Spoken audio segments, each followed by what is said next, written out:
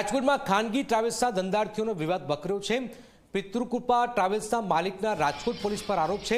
માલવીયનગર police પર ગંભીર આક્ષેપ કર્યા છે। પોલીસ ફરિયાદ ન લેતી હોવાનો વિજયસિંહ જાડેજાએ આરોપ લગાવ્યો છે। પોલીસ માતૃકૃપા ટ્રાવેલ્સના મેહુલસિંહ કહે તે પ્રમાણે કરતી હોવાનો પણ આરોપ લાગ્યો છે। માતૃકૃપા ટ્રાવેલ્સ વિરુદ્ધ 9 ફરિયાદો કરી હોવાનો પણ આરોપ લગાવ્યો છે।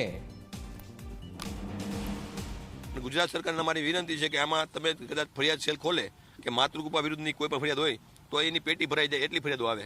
બસ સ્ટેન્ડની પાછળ તમે જાઓ અત્યારે તો બસ સ્ટેન્ડના ગેટ પાસે રાખીને બસ ભરવાની, બસમાંથી પેસેન્જરને લઈ આવવાના, બસ સ્ટેન્ડમાંથી ટોલ નાકું ફ્રી, તમામ ટેક્સની ચોરી, માતૃકૃપાની લાલ બોર્ડવાળી ગાડી આવે એટલે આરટીઓનું ચેકિંગવાળો ચેકિંગ રોકે નહીં, સીઓ સાહેબ ચેકિંગ રોકે નહીં, અને આરટીઓમાં ટોલ નાકે જાઓ તો તરત ફટ લઈને બાયણું ખુલી જાય, મિનિસ્ટરની ગાડી આવતી હોય એમ તમામ તકરાર લુખાગીરી બસ સ્ટેન્ડ પાસે જાઓ તો તમામ વેપારીઓ ત્રાહિમામ છે, પણ કોઈ બોલવા તૈયાર નથી, કારણ કે એના માણસો લુખા તો એટલે આટા મારતા હોય, કોઈ પણ ફરિયાદ કરે એની સાથે ઝઘડો કરે છે।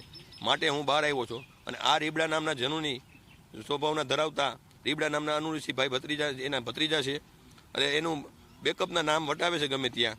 એ અનુઋષિભાઈનું કાલે ભલામણ એવી આવી કે મારું હું કેમ છું નહીં, તો આપ ન હોય તો સમાજની દ્રષ્ટિએ હું આપને કહું કે આપ સમાજના આગેવાન છો તો સમાજની રૂએ તમે 1 મહિનાથી તપાસ કરી શકો। તમે જૂનાગઢમાં એક ફોન કરો તમને ખબર પડી જાય કે લાલાએ સોપાઈ લીધી છે કે નહીં, વિજય સાચો કે મેહુલસિંહ સાચા છે। મારી બસ સળગી ગઈને 1 વર્ષ થયું તો 1 વર્ષમાં તમે તપાસ નહીં કરી સમાજના આગેવાન તરીકે હું આપને વિનંતી કરું છું કે તમારા સમાજના આગેવાન તરીકે જો છાપામાં પ્રેશર આપતા હોય કે ક્ષત્રિય સમાજના અગ્રણી તો આપણે તમારી ફરજ બને છે કે ક્ષત્રિય સમાજના એક દીકરાની સોપારી આપી હોય તો તમારે ધ્યાન દોરી અને એની દૂધને પાણીનું પાણી કરવું જોઈએ।